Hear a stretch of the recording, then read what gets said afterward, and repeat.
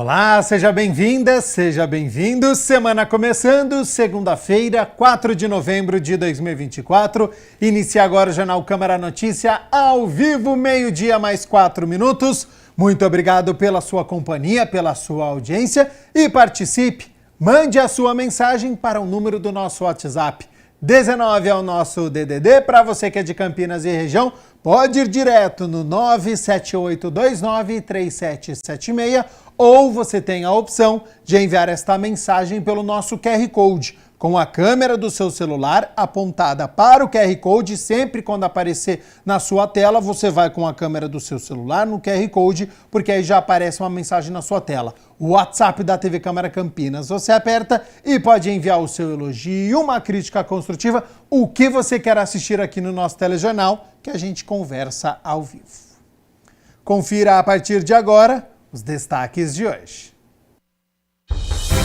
Por iniciativa do vereador Cecílio Santos, primeira parte da reunião ordinária de número 65, debate sobre a lei que cria o Dia do Funk.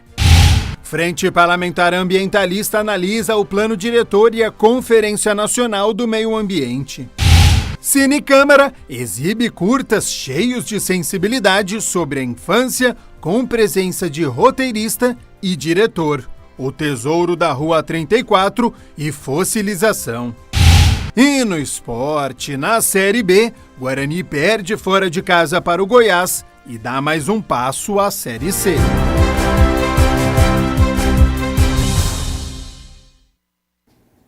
E hoje tem Ponte Preta em campo, então já a gente fala sobre o Campeonato Brasileiro da Série B, tem previsão do tempo também para a cidade de Campinas, muitos assuntos, mas a gente abre a edição de hoje com uma reportagem especial. A educação ambiental é uma ferramenta eficaz de mudança social, especialmente em áreas urbanas com vulnerabilidades ambientais. No Jardim São Marcos, aqui em Campinas, o projeto Verde que Te Quero Ver utiliza essa abordagem para enfrentar problemas como as enchentes e o descarte irregular de lixo, além de promover a revitalização de espaços públicos e fortalecer o senso de coletividade entre crianças, famílias e toda a comunidade.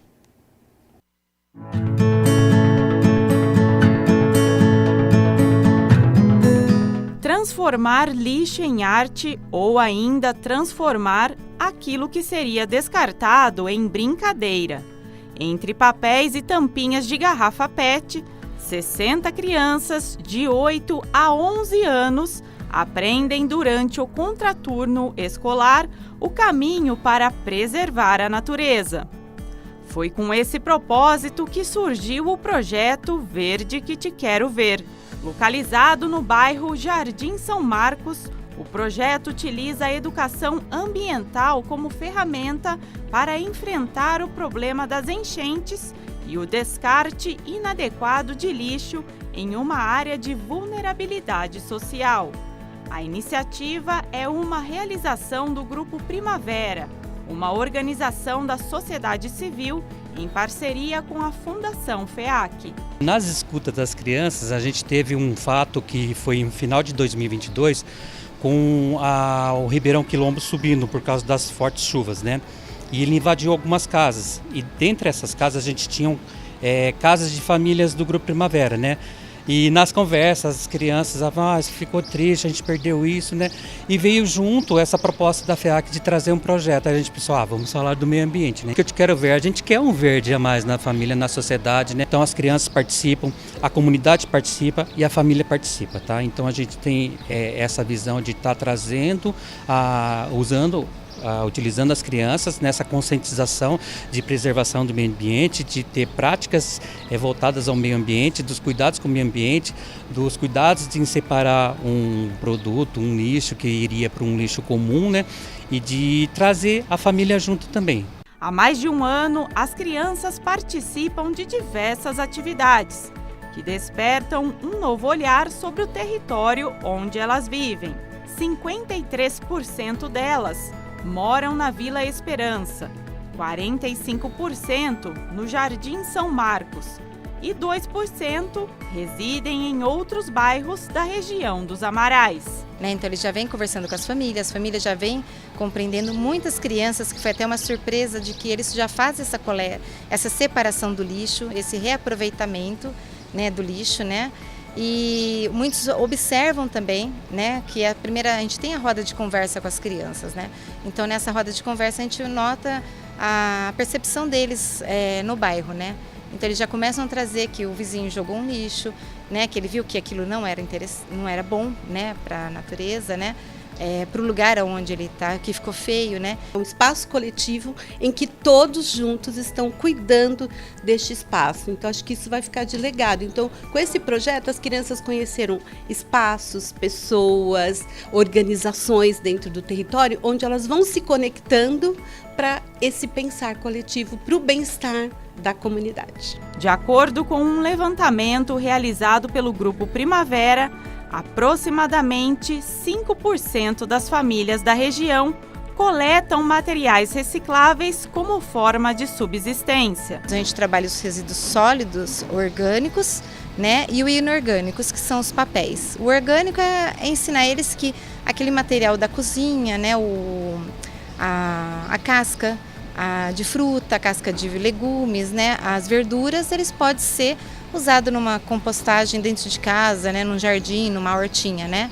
E os inorgânicos, que são os papéis, plástico, lata, né, os metais, eles podem ser reaproveitados de uma certa forma. A ideia também é fazer com que ele diminua o uso, né, que ele use, não precisa ir no mercado e pegar sacola plástica. Ele pode carregar uma bolsa, né, e trazer a sua compra na sacola, né? Então já vai diminuindo o uso de sacola plástica, né? Uso menos de papel, a gente vai ter mais árvores, né, mais plantas, né, que ele provém da celulose, né? Então a gente consegue fazer esse equilíbrio, né? Eu sei todos os latões, para que serve cada um deles, como reciclar, que isso ajuda muito a natureza e que se todo mundo aprender, o mundo pode se tornar melhor. As ações ultrapassam os muros do projeto e ajudam a revitalizar espaços públicos para o uso de toda a comunidade, como essa praça aqui, que ganhou o plantio de mudas e uma decoração feita com o reaproveitamento de materiais. A revitalização da praça, também conhecida como Espaço Renascer Thaís Vive, e que fica logo na entrada do bairro, homenageia Thaís Fernanda Ribeiro, vítima de feminicídio em 2019. A transformação do espaço contou com a colaboração do pai da jovem, seu Delfino José Ribeiro, um parceiro do projeto e que integra o Comitê Amigos do Verde. Olha, ficou bonito, hein? Transformou tudo, maravilhoso, né? Estou apaixonado, na verdade, a palavra certa é paixão. Transformação, né? Transformou algo que estava um pouco abandonado e hoje renovou todas essas vidas que vão passar por aqui. Aqui hoje a gente atuando com o eixo de desenvolvimento territorial, esse projeto é fundamental. Por quê? Porque ele olha para além dos seus muros, ele olha para o território. Então é um projeto que nasceu do interesse das crianças do Grupo Primavera, mas que ele teve foco para fora. Então vamos olhar para o lixo, vamos olhar para as questões que estão acontecendo dentro do território. Então acho que é isso, ele tem a relevância porque ele está olhando para o território, para espaços dentro deste território. Um painel lançado recentemente pela Fiocruz, a Fundação Oswaldo Cruz, acompanha a evolução de eventos climáticos extremos no país. Os números fornecidos pela Defesa Civil revelam que 2023 registrou um recorde de eventos extremos. Mais de 2.000 ocorrências foram de tempestades locais e eventos de temperatura extrema, 537 de inundações, alagamentos, enxurradas e enchentes, e 34 de processos erosivos, de movimentação de massa e deslizamentos. Os dados não apenas ilustram o impacto no meio ambiente, mas também ajudam a identificar como isso afeta a vida e a saúde da população. Por isso, trabalhar a educação ambiental já na infância faz toda a diferença. E esse é um passo fundamental para formar cidadãos mais conscientes. Essa mudança de comportamento, não jogar o lixo, separar, né, colocar no seu lugar devido, né, reaproveitar, isso já vai dar grandes avanços, né? E também diminuir, né, essa decomposição toda desse material na borda dos rios, né? Vai fazer com que também a gente consiga plantar, consiga ter uma mata ciliar no entorno, né, fazendo com que esse material não vá para o rio, né? Eles vão conseguir identificar, até sinalizar outras pessoas que não têm a consciência ambiental no bairro, né? Então eles podem ser um fiscal, né, vamos por assim, da natureza, né? Indo para a rua, olhando esse espaço, buscando junto com outros atores, o que a gente pode fazer? Então eles, quando crianças, estão tendo essa reflexão de transformação para o território. A gente vai ter crianças que já cresceram com essa visão transformadora e olha, eu posso, junto com outros a gente consegue fazer. Aprende a reciclar, a não jogar lixo na mata, não poluir o planeta. Aí eu quero fazer uma inspiração sobre isso. Por que você acha importante aprender sobre tudo isso? Por causa que, né, é nossa saúde. Aí a gente tem, porque se a gente também jogar lixo, vai poluir nós mesmos. Acho muito legal, muito interessante e também uma atividade muito boa. Porque aí a gente pode aprender que não pode jogar lixo nos mares, no rio, essas coisas. E você leva isso para os seus amigos, para sua família? Sim. Se a gente continuar reciclando, avisando as pessoas que tem que reciclar e tudo mais, o mundo pode ser algo melhor. Pode ser melhor, não só da natureza, as pessoas se tratarem melhor. A natureza precisa de mim, a natureza precisa de ti, da natureza precisamos cuidar, senão sem ela nós vamos ficar.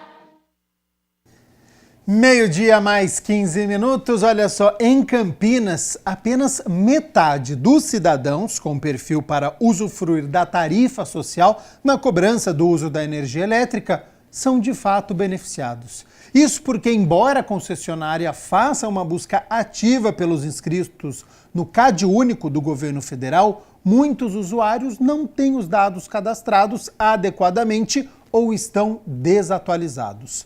Saiba como proceder no quadro Como Eu Faço de hoje.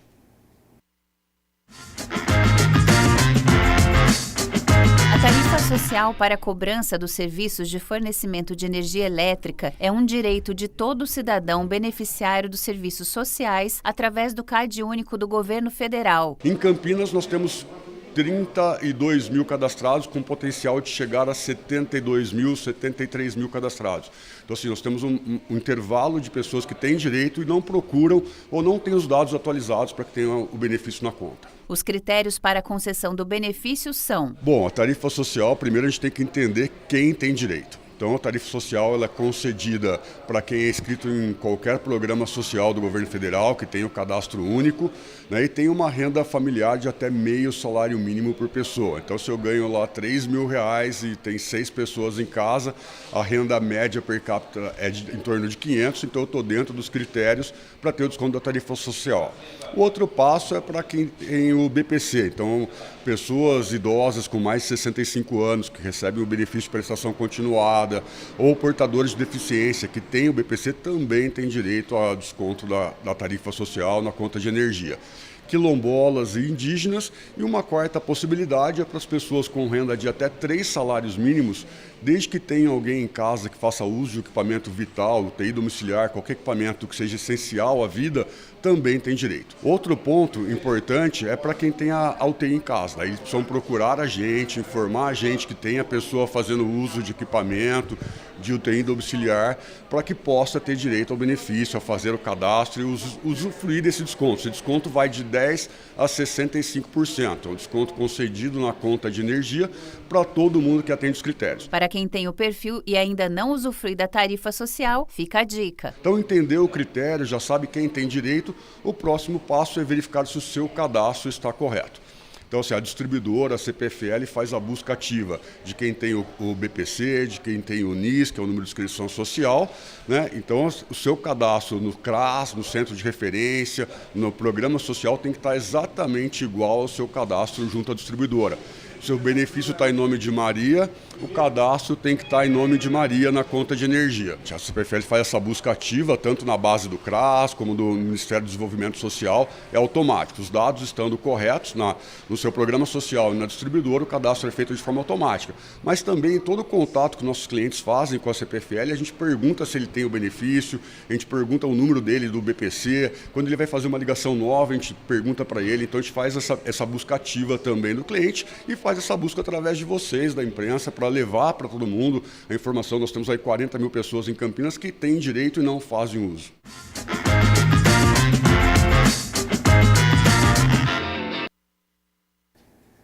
Vamos com as notícias do Legislativo, porque o substitutivo total ao projeto de lei sobre a implantação de sistema de monitoramento de alunos da rede municipal de ensino por meio de etiquetas inteligentes foi aprovado na reunião ordinária de número 65.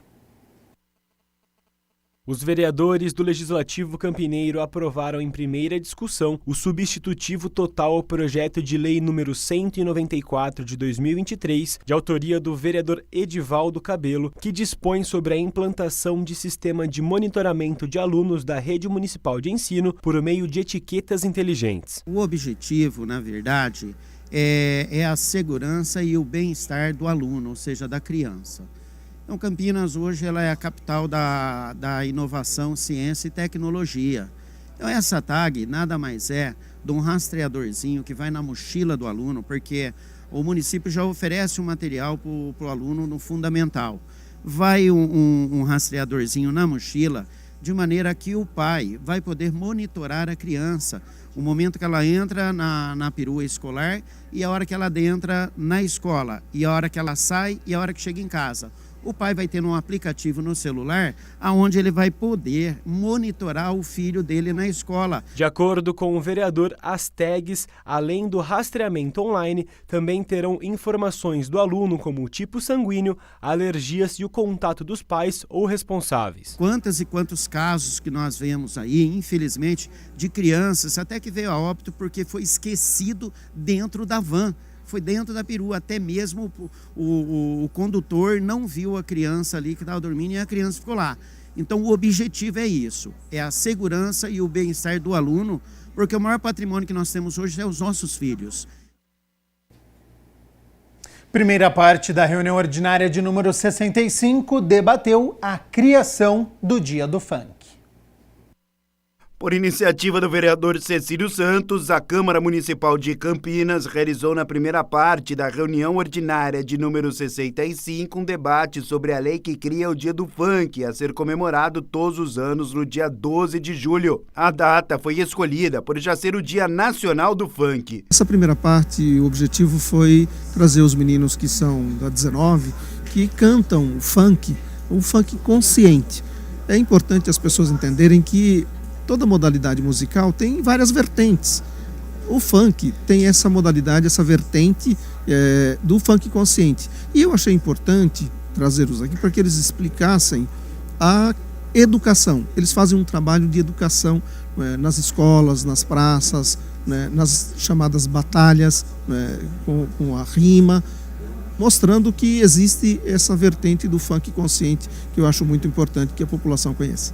Segundo o parlamentar, o Dia do Funk tem por objetivo valorizar aqueles que apreciam e exercem atividades artísticas voltadas ao funk consciente em Campinas. Até por conta desse modo, entre aspas, um preconceito que existe, eles não dispõem de espaços adequados para fazerem as festas, os bailes, enfim.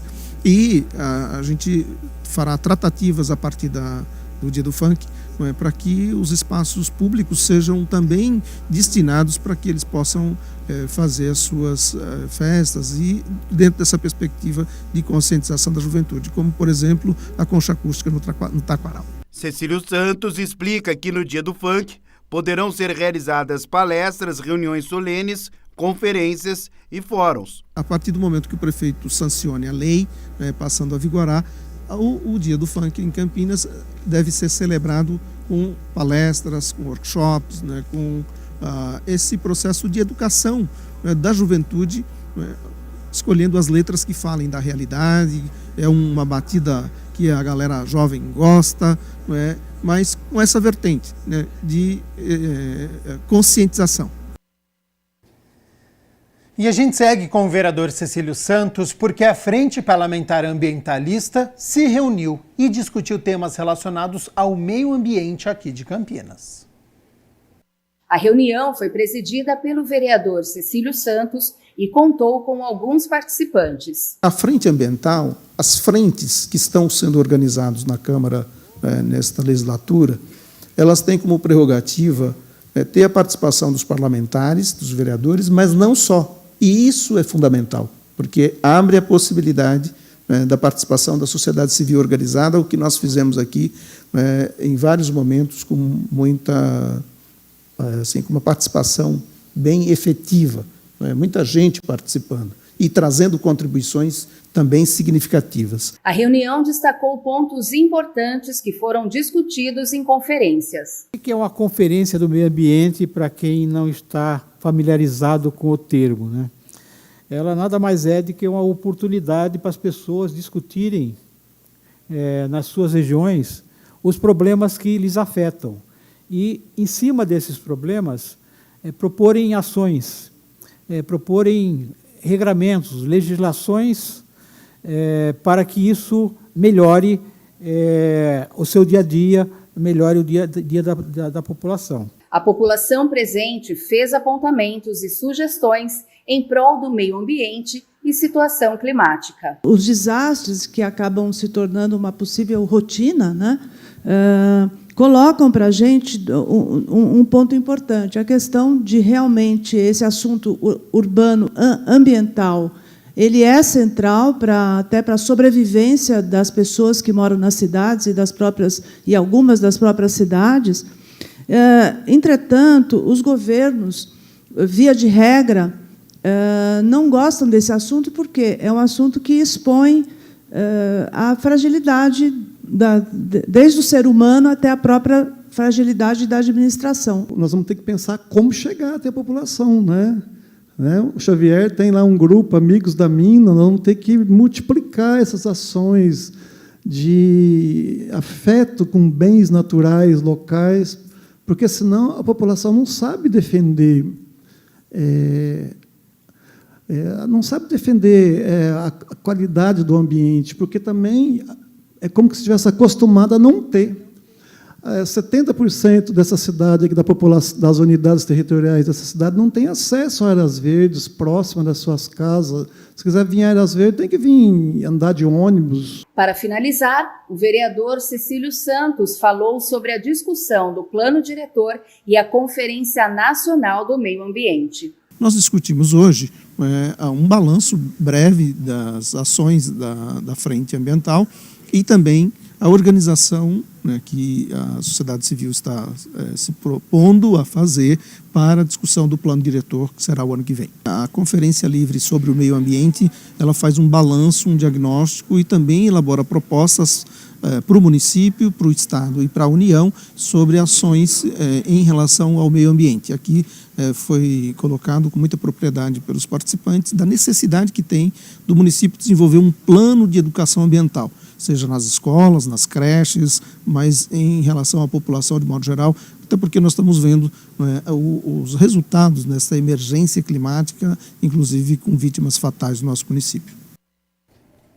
No mês de outubro, em que se comemora o mês das crianças, o Cine Câmara exibiu 2 curtas-metragens sobre o tema, mas de um lugar diferente do convencional: Fossilização e o Tesouro da Rua 34. Propuseram uma reflexão sobre o olhar genuíno e, por que não dizer, sábio da criança frente aos temas existenciais, como vida e morte, afetividade e memória. A edição de outubro contou com uma grande adesão do público, que encheu o plenarinho aqui da Câmara. 2 curtas-metragens com personagens de criança no centro da trama foram escolhidos para a edição do Cine Câmara do mês de outubro. Na verdade eu tinha assistido o primeiro curta, o Tesouro da Rua 34, tinha sido uma indicação. E depois que eu assisti, eu procurei um outro curta que dialogasse com ele e que fosse da região de Campinas, né? Então eu achei a fossilização, eu achei muito interessante, achei que dava um bom diálogo, né? Eu achei que ia dar um debate muito rico, né? E é uma abordagem inusitada, né? Ou pelo menos pouco convencional, porque trata um pouco do universo infantil, das relações familiares, de um lugar mais delicado, mais profundo e não muito festivo, não muito leve, né? O Fossilização se passa no ambiente de uma praia, onde a avó e neta dialogam enquanto a menina cava areia em busca de um fóssil de dinossauro. E essa é a busca da Elisa, né?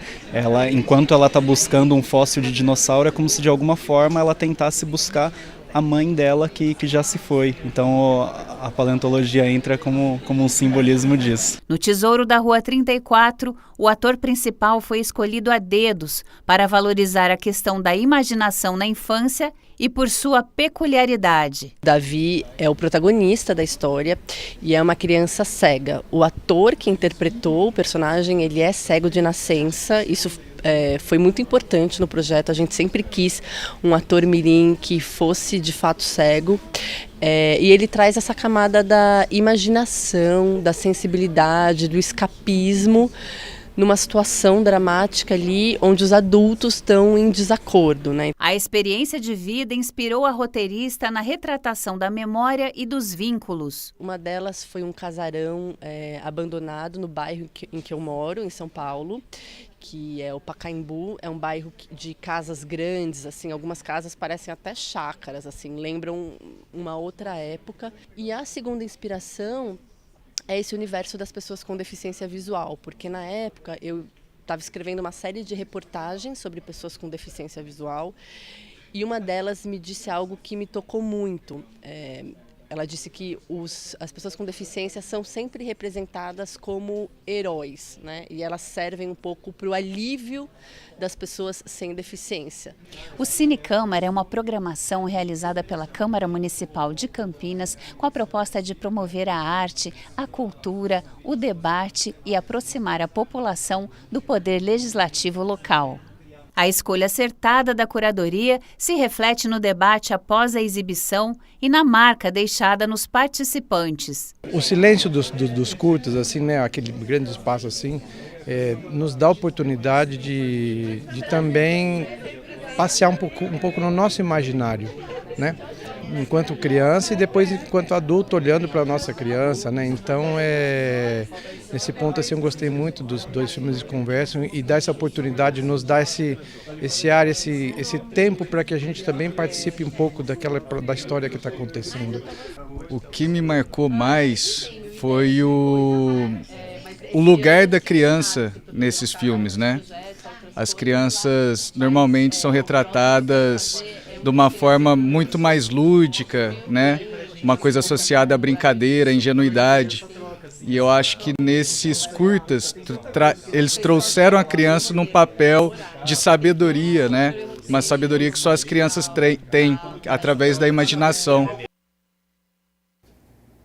Hoje é segunda-feira, portanto é dia de reunião ordinária de número 66. A partir das 6 horas da tarde, os vereadores se reúnem para discutir e votar 5 projetos. Entre eles está em votação inicial projeto de lei de autoria do presidente da Câmara, o vereador Luiz Rossini, que obriga estabelecimentos de saúde de Campinas, tanto públicos quanto privados, a notificar compulsoriamente casos de intoxicação por metanol. De acordo com a proposição, a notificação compulsória terá que ser feita à Secretaria Municipal de Saúde pelo profissional de saúde ou responsável pelo serviço assistencial que prestar o primeiro atendimento ao paciente em até 24 horas a partir deste atendimento.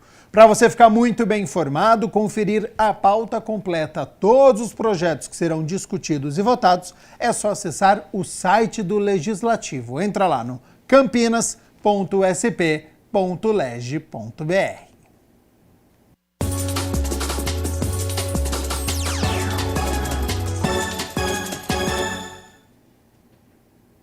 No sábado, o Guarani foi a Goiânia, levou um gol logo no começo e não teve forças para reagir. Mais uma derrota e situação praticamente irreversível em um iminente rebaixamento. Logo aos 6 minutos, Sander foi lançado na linha de fundo e cruzou. Breno Herculano antecipou ao Matheus Mancini e de peixinho abriu o placar. 1-0 Goiás. O Guarani chegou pela primeira vez somente aos 29 minutos. Jefferson cruzou. Tadeu saiu e espalmou errado. No rebote, Caio Dantas finalizou. E agora Tadeu se redimiu, mandou para escanteio. Em cobrança curta, Lohan, que entrou no lugar de Bruno Mendes lesionado, cabeceou. E Tadeu conseguiu espalmar. No segundo tempo, antes do primeiro minuto, João Vitor finalizou da intermediária e Tadeu mais uma vez afastou. Aos 9 minutos, o Bugre chegou de novo, Jefferson pegou o rebote, bateu com estilo, mas por cima. Aos 17 minutos, o Goiás respondeu, cruzamento de Paulo Baia. Breno Herculano mandou no ângulo e Pegorari foi buscar. Em cobrança de falta de Heitor, Lohan cabeceou a queima-roupa. E adivinha, Tadeu mais uma vez defesaça. Se tem de um lado, tem do outro. Pegorari também salvou neste milagre cara a cara com Breno Herculano. E ficou nisso. Na Serrinha, Goiás 1, Guarani 0. 20ª derrota do Guarani em 35 partidas. Time está na lanterna há 28 rodadas e não dá sinais de reação nesta reta final. Terceira derrota consecutiva após a vitória no derby. De acordo com os matemáticos, o Bugre tem 99,34% de chances de rebaixamento. E pior para o Bugre é que é uma rodada com muitos confrontos diretos na parte de baixo da tabela. Hoje tem Ituano e CRB, os dois estão na zona de rebaixamento. E logo mais às 9 horas da noite tem Ponte Preta e Paysandu. Então, vamos falar da Macaca, que é a primeira equipe fora da zona de rebaixamento, com 38 pontos, 2 a mais que o CRB, que abre a zona da degola, e está a 2 pontos do Paysandu, o adversário de logo mais. Então é um confronto mais que importante, né? O confronto do ano que pode definir a situação da Ponte para o ano que vem. Uma derrota aproxima a equipe da Série C, uma vitória faz o time respirar, aumentando as chances de permanência. Para o duelo de logo mais, técnico interino Nenê Santana conta com o retorno do goleiro Pedro Rocha, do lateral direito Luiz Felipe e do atacante Gabriel Novaes. Por outro lado, o artilheiro da equipe, Gé, lesionado, está fora. Provável Ponte Preta, então, tem a volta do Pedro Rocha no gol, Igor Inocêncio deve permanecer na lateral direita, com o Matheus Silva e o Nilson Júnior a dupla de zaga e o Gabriel Risso permanecendo na lateral esquerda. Meio campo com os dois volantes, Emerson Santos e Castro, e o Elvis sendo o maestro da equipe 1-6. Na frente, de um lado, Iago Dias, do outro, Everton Brito, e centralizado, esperança de gols, o Gabriel Novaes. Jogo tenso, complicado, e claro que amanhã a gente conta a história desta partida entre Ponte Preta e Paysandu. 12h mais 36 minutos, a gente segue aqui com o Jornal Câmara Notícia ao vivo, porque orientação profissional é um processo que ajuda uma pessoa a entender os pontos fortes e fracos, os interesses, valores, habilidades e, com base nisso tudo, explorar as possíveis trajetórias para o futuro. E é justamente este tema que aborda hoje o nosso quadro que está sempre de olho na educação.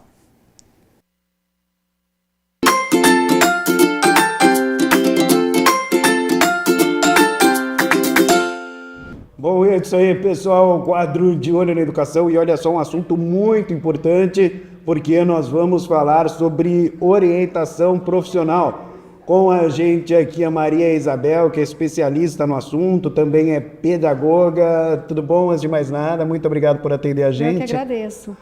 Bom, vamos lá. O que seria essa orientação profissional para o pessoal que está em casa e querer entender direitinho? porque certamente muitos estudantes precisam desse tipo de orientação, educação, né, para saber, puxa vida, eu vou para lá, vou para cá, qual a profissão que eu vou seguir? Conta para a gente, por favor. Então, os nossos alunos, desde os anos finais, né, do ensino fundamental, já começam a ter um pouco de contato com a questão do projeto de vida.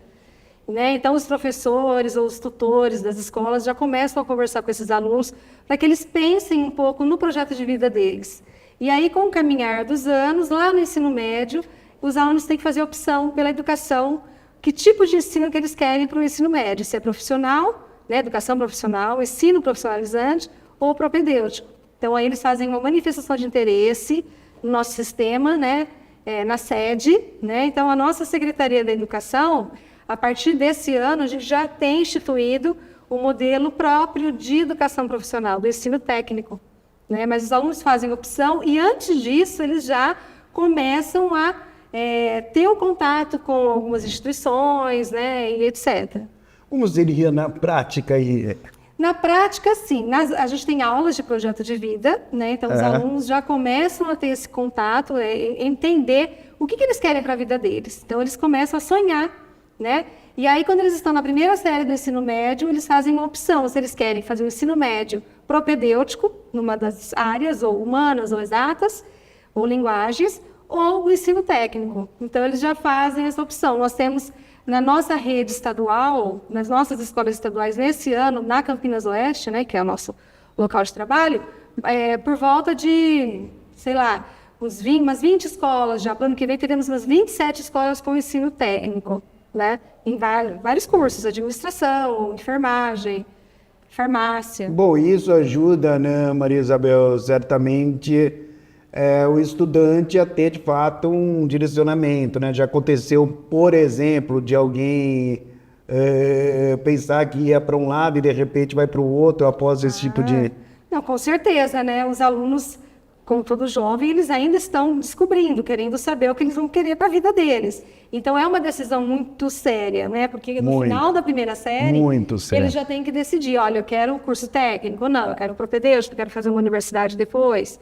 Então, é muito sério. Então, existe a conversa dos professores com esses alunos, os próprios ex-alunos fazem vídeos e vão conversar com os próprios alunos da escola. Alunos que já estão na faculdade vêm até a escola e fazem uma conversa com esses alunos. Então, os próprios alunos visitam as instituições, né? Vão na Unicamp, vão na FATEC, entendeu? Então, existe sim, conhecem não só a FATEC, né? Mas a gente tem também parceria com o Senai. Então, nós temos vários alunos nossos da rede estadual que fazem o ensino médio em nossa rede e fazem o curso técnico na rede Senai. Bom, é importante também porque ajuda muito, né, Maria Isabel, o aluno, a aluna, enfim, entender quais são os seus pontos fortes e também, claro, os pontos fracos, né? Sim, sim. Porque aquele aluno que, por exemplo, gosta muito de informática, né, de jogos, assim, eles acabam se interessando mais por aquela área de TI. Tem um aluno que gosta mais de administração, tem aquele aluno que não, eu quero ser professor, então já vai para o ensino médio propedêutico, né? Então o aluno ele já vai sendo meio que direcionado pela própria conversa do professor sobre o projeto de vida, né? Estou repetindo porque é um foco nosso, tanto desde o 6º ano, já falar do projeto de vida dos alunos, né? Bom, claro que essa orientação profissional também não é uma fórmula mágica, né, Maria Isabel? Não é mágico e também não é assim. Eu escolhi isso para minha vida, não vou mudar nunca mais. Não, né? Quantas pessoas a gente conhece que no meio do caminhar falam, não quero isso, eu vou mudar de área. E se dá super bem também. Então não é uma coisa fechada, independentemente de ter tido ou não essa orientação profissional. Sim. Porque na verdade essa orientação profissional que a gente fala, pelo menos na nossa rede, não existe um teste que você faz. Vai lá e vai ser essa profissão. Não. É uma reflexão que se faz junto ao jovem, né? Se cria possibilidades para ele conhecer, né, as várias áreas, e aí ele faz opção. Inclusive, no final da primeira série do médio, a própria secretaria ela disponibiliza vídeos de divulgação para o aluno saber, assim, conhecer, o que esse curso vai me proporcionar, o que esse outro vai me proporcionar, esse ensino médio assim, assado. Então, ele tem um leque de opções para ele estudar e ver o que ele se identifica, né? Bom, por exemplo, fazer intercâmbio, coisas desse tipo ajuda ou não? Claro que ajuda, né? Eu vou falar pela nossa rede estadual. Sim. Né? Na nossa rede estadual, esse ano que a gente teve um projeto, né, do Prontos para o Mundo, que é o inglês, que possibilita esse intercâmbio. É lógico, quando a gente fala de uma rede privada, aí a gente tem outras possibilidades, sim, né? sem Mas dúvida. como a minha área de atuação é na rede pública, a gente tem esse projeto especificamente. Bom, eu estou dando uma olhadinha aqui nas minhas anotações, auxiliar na escolha da profissão, também proporcionar autoconhecimento, super importante isso, Sim, né, Marisabel? Sim, quando você começa a refletir sobre as suas próprias habilidades, seus desejos, você acaba se identificando com alguma área, né? E também eu marquei aqui algo super interessante, né, pessoal, que pode alavancar a carreira. Então, não só escolher a carreira, mas durante, não é? O momento que você já tem uma carreira, pode te ajudar a alavancar. A evoluir, né? Eu acho assim. Como que seria isso? Bom, a gente nunca termina o aprendizado. A gente tem que estar estudando Todo o tempo mundo, todo. né? O tempo todo. Inclusive nós, a gente Com está trabalhando, a certeza. gente tem que estar estudando. Quem tiver a possibilidade de fazer uma outra língua, é importante, né?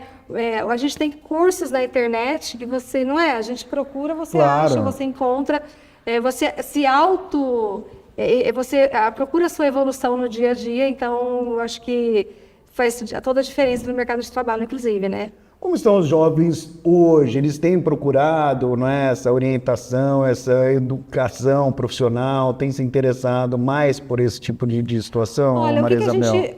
Vou falar do local que eu trabalho, né? Que é a rede estadual. Os jovens hoje, eles são incentivados a compreender melhor esse mercado de trabalho. Por quê? A partir do momento que se colocou os cursos técnicos, né, na rede, que não tinha antes, tinha em formas de parceria, mas hoje nós temos as nossas escolas. Tem essa opção. Então, o aluno ele é obrigado, entre aspas, mas a estudar um pouco mais e entender se é aquilo que ele quer para a vida dele. Então, eles estão mais incentivados nesse sentido. Coisa que, quer dizer, ia para o médio, fazia o médio, terminou o médio, agora eu vou para a faculdade ou vou trabalhar. Né? Agora eu sou não. desse tempo aí. Então, agora com o curso técnico, né, ele tem que essa opção de já começar o estágio, inclusive. Nós tivemos agora, o governador sancionou a lei, né, do estágio para o ensino médio. Os alunos dos cursos técnicos nossos, da nossa rede, vão poder receber uma bolsa estágio até R$1.000 para fazer um estágio, cursando ensino médio estadual, com o curso técnico. Então, é um incentivo a mais, né? Porque você veja, o aluno muitas vezes ele saía do ensino médio diurno, ele ia para o noturno porque ele precisava trabalhar. É uma opção, né? Ele ficar no curso técnico de dia com o médio e ter essa bolsa fazendo o estágio. Então isso é um incentivo. Bom, normalmente, pelo menos comigo foi assim. Eu sempre me dei melhor em matérias de humanas, história, português, enfim. Eu também. E acabei fazendo jornalismo, que eu gostava muito. Mas acontece, por exemplo, às vezes, né, eu acho que é minoria, da pessoa, o estudante, na época do colégio, do ensino médio, puxa vida, eu sou melhor em humanas, mas de repente faz uma profissão que não tem nada a ver com humanas, depois de passar por essa educação profissional. Isso acontece, Maria Isabel? Olha, não tem um caso específico para falar para você, mas, por exemplo, os alunos adoram, já citei isso aqui, o computador, a tecnologia. Tem muita matemática. Demais. Né? Não é o meu forte. Não é o meu forte. Mas, às vezes, esse desejo por esse mundo tecnológico acaba fazendo esse aluno gostar de matemática. Não só gostar, mas ele precisar da matemática, né? Então... E é uma geração que vem mais forte nesse segmento, né? De informática. Sim, ele já parece que nasce sabendo, né? É uma coisa impressionante, As crianças né? já sabem mexer no celular, coisa que a gente... Fica assim, né? Meu Deus do céu, às vezes a gente passa até vergonha, né? Porque as crianças de 6, 7 anos pegam o celular e nossa, coisa que você olha e fala, puxa vida, mas quando que eu imaginar que era desse jeito? Então mudou também, por conta, evidentemente, da evolução e tudo mais, mudou, de fato, o perfil um pouco. Sim. Assim, a gente tem alunos que se interessam também por humanas, graças a Deus, né? Então tem aqueles alunos que fazem opção pelo propedêutico também, que, né, pela área de humanas, aqueles alunos que não são de humanas, mas também fazem opção pela matemática, pelas exatas, querem fazer uma faculdade de, sei lá, engenharia ou matemática, física, enfim. Então, a opção feita no final da primeira série, eles têm o quê? 14, 15 anos, 16 no máximo, né? Então é uma idade eles são muito novos para decidir. Então, o que a gente sempre diz, esse preparo anterior, essa conversa, esses estímulos, mostrar para eles as opções, o mercado de trabalho, falar do mercado de trabalho, né? Tudo isso é importante para a decisão deles. É lógico que se depois eu mudar de ideia, não tem problema, você mudou de ideia, você segue um outro caminho, e segue, né, no decorrer da sua vida, mas geralmente a gente entende que os alunos que vão para o curso técnico, para o ensino técnico, eles gostam, eles fazem inclusive visitas técnicas durante o curso, se identificam, já saem até empregados no final do curso, então muitos deles, isso é um incentivo. Boa, bom, nosso tempo passou rapidinho. Quais as dicas finais aí que você deixa para o pessoal que está em casa e interessado nesse assunto de futuro profissional e tudo mais? O que eu deixo de recado é o seguinte, vou falar um pouquinho fazer uma propagandinha da nossa rede estadual. Nós temos na rede estadual, a partir deste ano, os cursos técnicos, modelo SEDUC, que são vários cursos da nossa rede. Nós temos administração, vendas, logística, enfermagem, farmácia, da rede estadual, com professores contratados pela rede estadual. Então, os alunos já fizeram opção por esses cursos esse ano, né, para o ano que vem, e temos também a parceria com o Senai, que é uma parceria de muito sucesso. E eu tenho conhecimento também de que o próprio Senai tem cursos técnicos durante o dia, e, né, para aqueles alunos que estudam à noite. Então, a gente também a gente defende um pouquinho o curso técnico no sentido de dar uma perspectiva melhor de vida para os nossos alunos, né, porque a educação é o que nos garante a melhoria de vida, com certeza. Não só no curso técnico. Pessoas que querem também fazer o propedêutico, seguir uma faculdade, têm que pensar quais são as suas habilidades e interesses. Isso é importante. Valeu, muito obrigado pela entrevista. Eu que agradeço. Bom, pessoal, é isso aí. Eu sou o André Aranha e você, claro que já sabe, né? Tô sempre, de olho na educação. Tchau.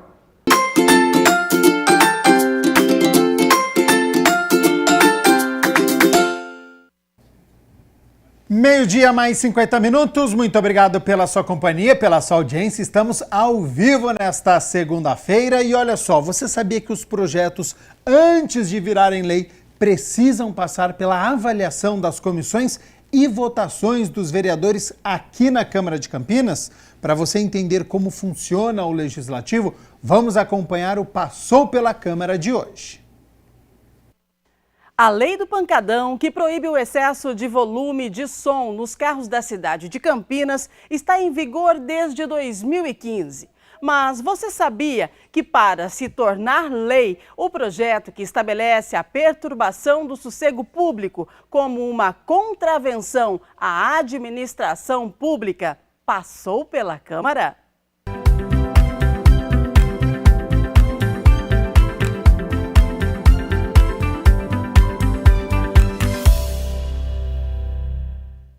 Campinas foi pioneira ao criar uma lei específica contra o pancadão.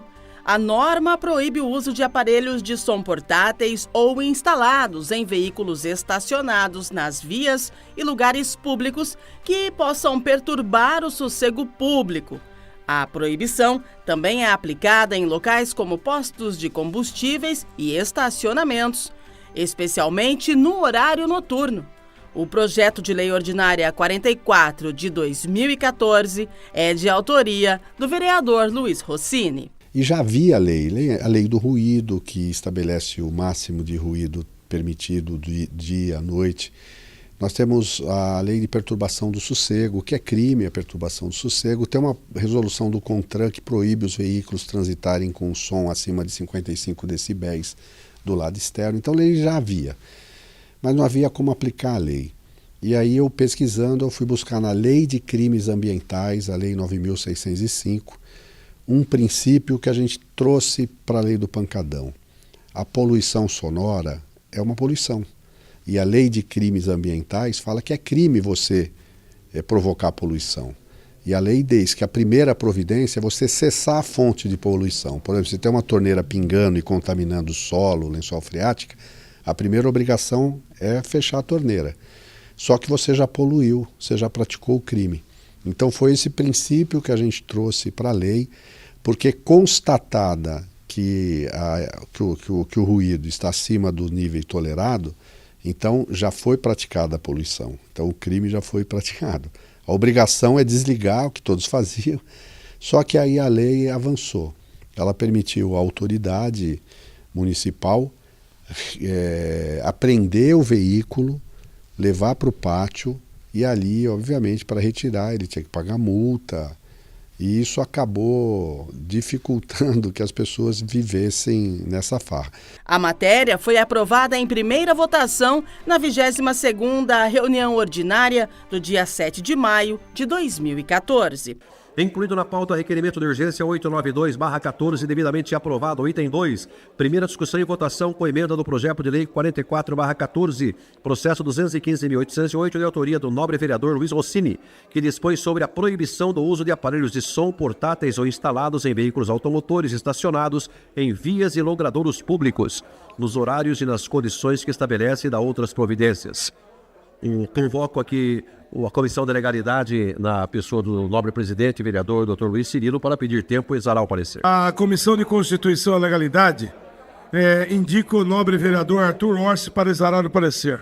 O vereador Dr. Arthur Orsi, vice-presidente desta casa, tem a tribuna para exarar o parecer. Senhor presidente, processo 215.808, projeto de lei 44/2014, autoria do vereador Luiz Carlos Rossini, que dispõe sobre a proibição do uso de aparelhos de som portáteis ou instalados em veículos automotores estacionados nas vias ou logradouros do município de Campinas.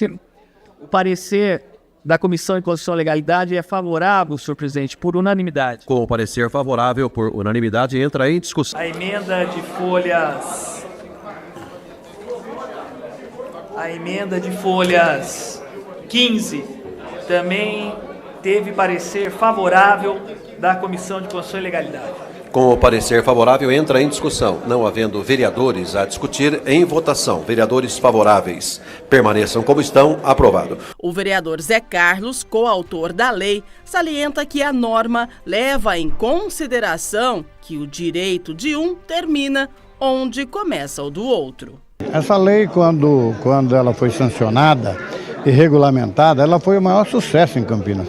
Era notícia quase que diária no jornal de apreensão de carros que não respeitam o ser humano, vamos dizer assim, porque eu não sou obrigado a ouvir algumas músicas que algumas pessoas gostam. Ele que ouça a música que ele quiser.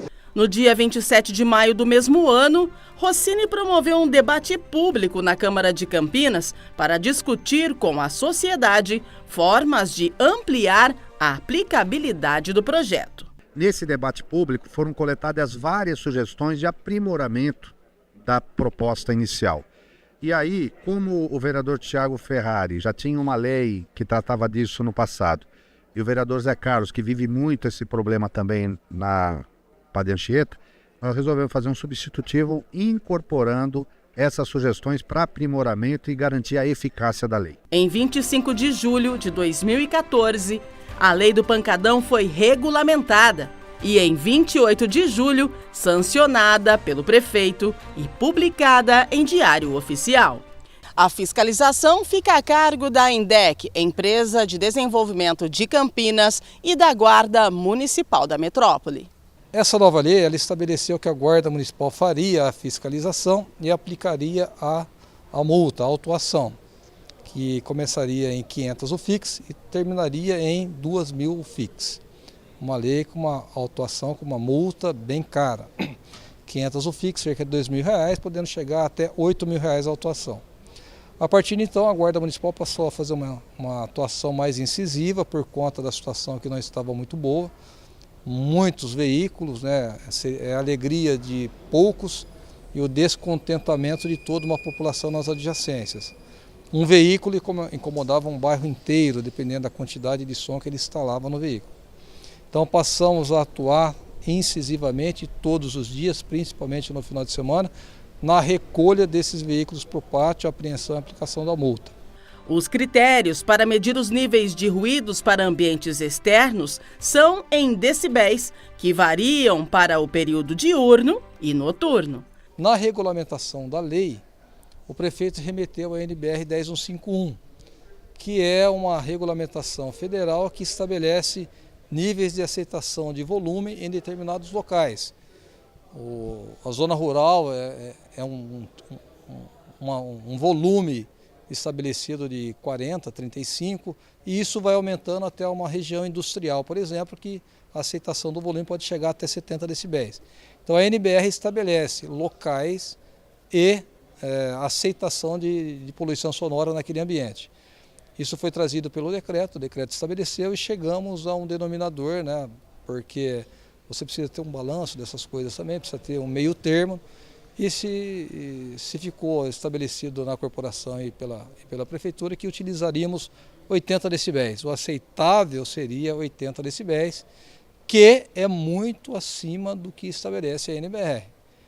Então ficou estabelecido ali em 80 decibéis. A NBR não fala em 80 decibéis, deixar isso claro, né? A NBR estabelece que o máximo que se pode aceitar de volume sonoro, mesmo naquelas áreas onde tenha muita poluição sonora, que seja uma área industrial, é 85 decibéis. Então a prefeitura estabeleceu 80, deu uma margenzinha ali de tolerância, elevou para 80, acima de 80 o veículo é recolhido para o pátio. Os estabelecimentos também se enquadram nos rigores da Lei do Pancadão. Essa fiscalização acontece através da Secretaria de Urbanismo, a partir da notificação da Guarda Municipal. Olha, a gente tem uma integração muito importante com a Secretaria de Segurança Pública e com a INDEC, né, do combate à perturbação do sossego, não só na Lei do Pancadão, mas com os estabelecimentos comerciais que às vezes ultrapassam o limite sonoro, às vezes não tem um alvará para estar funcionando em horário especial e acabam vendendo as bebidas, propagando a concentração de pessoas na calçada, na rua, e aí surgem os carros que acabam, né, propagando aí um som alto e gerando incomodidade. Então, na parte de fiscalização edilícia e na parte de fiscalização do estabelecimento comercial, é que a nossa equipe da Secretaria de Urbanismo, junto com a Guarda e CETEC, acaba fiscalizando esses estabelecimentos para que se cumpra realmente dentro da lei, né, o horário estabelecido, a quantidade de cadeiras que às vezes a CETEC autoriza na calçada, e eles acabam, às vezes, extrapolando e fazendo com que esse ponto de estabelecimento comercial, de bares e restaurantes, enfim, seja o propagador de uma perturbação do sossego junto com esses carros que, às vezes, colocam, né, o som em níveis muito altos, gerando essa incomodidade. Ao descumprir o que está previsto em lei, o estabelecimento é intimado, multado ou até mesmo interditado. Porém, após receber a intimação, tem um prazo de 15 dias para se ajustar à regulamentação. Por isso que a nossa legislação, primeiro, é uma intimação de uma forma orientativa de que ele pode se adequar àquele estabelecimento para que atenda às normas. Ele insistindo, não procurando a secretaria, não procurando fazer o estudo de impacto de vizinhança, que é importante para regularizar o estabelecimento, aí sim é seguido da segunda intimação, mas ela é lavrada a multa por não ter respeitado a primeira intimação e não ter dado nenhuma entrada de protocolo aqui na secretaria. Aí, desrespeitando a multa, a primeira multa, se aplica a segunda. Desrespeitando a segunda multa, a gente faz a lacração. E desrespeitando a lacração, que é o nosso lacre, aí tem o emparedamento pela Secretaria de Serviços Públicos, que é subir a parede fechando o bar. Em dezembro de 2021, foi sancionada a Lei 16.182, que instituiu no município o Serviço Campinas de Olho, disponibilizado através de aplicativo de celular, cuja finalidade é receber denúncias de infrações e práticas abusivas contra a legislação vigente e comunicações sobre emergências, catástrofes ou casos de força maior. Dentre elas, as denúncias relacionadas à geração de poluição sonora. A autoria da lei que institui o Campinas de Olho é do vereador Eduardo Magoga. O projeto Campinas de Olho, ele não é um projeto só para o Pancadão, mas um dos itens que foi apontado, num dos incisos, era exatamente poder atuar nos pancadões que têm incomodado muito a nossa cidade. Hoje teve uma ação muito efetiva da lei por conta da nossa guarda municipal e você vê que o número de pancadões foi reduzido drasticamente, graças a Deus. Mas ainda há pontos que precisam ser monitorados. E o projeto Campinas de Olho, ele traz isso daí. É mais uma ferramenta para que possa auxiliar os guardas municipais da nossa cidade, a Secretaria de Segurança Pública. Por quê? Porque você gera imagens do local onde está acontecendo o pancadão. Dessa maneira, essas imagens para a Guarda Municipal poder ser acionada e ir preparada para o local com um contingente de guardas suficiente para poder conter esses pancadões. Em 2015, quando a lei entrou em vigor, foram apreendidos 294 veículos. Entre 2016 e 2019, mais de 500 carros foram recolhidos.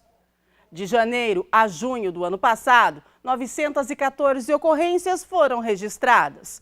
Este ano, o número aumentou. De acordo com a Secretaria de Segurança Pública, foram 1.457 ocorrências até o mês de junho.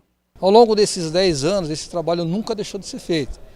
Foi feito com ênfase no começo da vigência da lei, perpetuou ao longo do tempo e hoje vemos resultados muito bons. Hoje a gente não encontra mais esses veículos em qualquer ponto da cidade como era antigamente. Hoje persiste, alguns pontos, resistem alguns pontos, como por exemplo Osiel, São Fernando, Campo Belo, região do Itatinga, alguns lugares do Itatinga, persistem alguns pontos que eles sabem que a Guarda Municipal atua e eles encontraram alguns meios para impedir a aferição do volume sonoro. Mas estamos trabalhando nesses locais, vamos permanecer no patrulhamento, vamos dar continuidade no patrulhamento, na fiscalização, até que essa situação se chegue a um ponto aceitável. Não é que essa prática seja condenável, o que não dá para aceitar é que isso seja feito no meio de um bairro, por exemplo, ao lado de condomínios, onde poucas pessoas se divertem e milhares e dezenas são incomodadas a noite inteira. Isso não pode acontecer. É uma prática, é uma cultura, mas ela precisa ser gerenciada de uma melhor maneira, onde as pessoas possam se divertir, mas que a população não seja incomodada. Todo mundo tem direito ao lazer, mas o meu direito ao lazer não pode se sobrepor ao direito do sossego e da tranquilidade do trabalhador. Então isso beneficiou Campinas e virou referência para outras cidades e estados do nosso país. E esse foi o Passou pela Câmara de hoje. Obrigada pela sua companhia. E a gente se vê a qualquer momento aqui na programação da TV Câmara Campinas.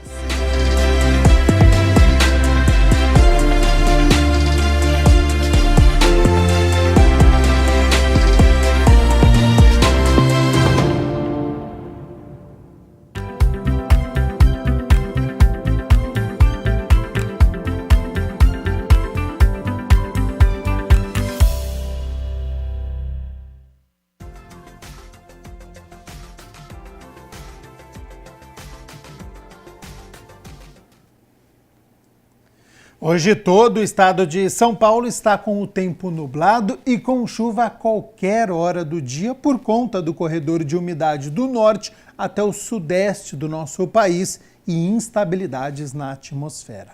Para amanhã, e já adianto que os próximos dias serão parecidos, viu? Nebulosidade em alta e previsão de chuva aqui para a cidade de Campinas. Portanto, quem for sair de casa vai ter que manter o guarda-chuva sempre por perto.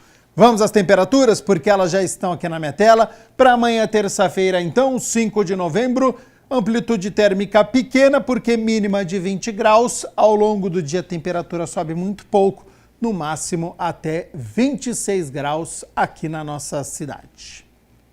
O Jornal Câmara Notícia fica por aqui. Muito obrigado pela sua companhia, pela sua audiência. Continue na nossa programação e nos vemos amanhã na terça-feira ao meio-dia ao vivo. Te espero, hein? Até lá. Tchau, tchau.